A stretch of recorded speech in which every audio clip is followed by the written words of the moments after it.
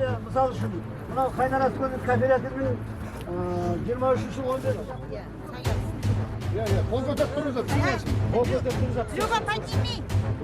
Вот управление говорит.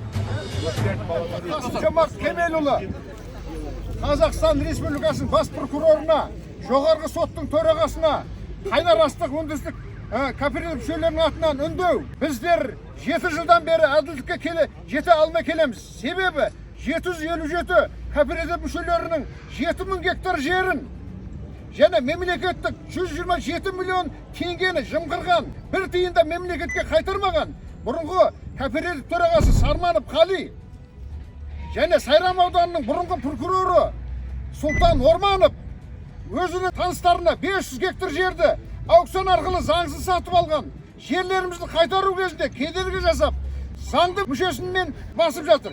Бас прокуратура істейтін құдасын араластырып, жоғарғы соттың соттарымен мәмілеге жүргізіп, сот үкімдерін күшіне енгізбей, кооперативтің тірлігіне заңсыз араласуда.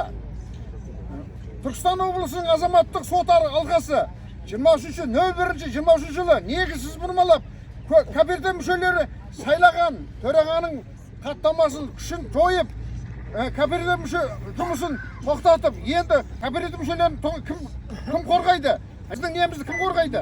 Құрметті мүдделерін, құрметті президент, жоғарғыда айтылған заңсыздықтар бойынша тікелей сізден жәрдем сұраймыз. Менің айтқаным дұрыс па, мүшелер? Қолдайды.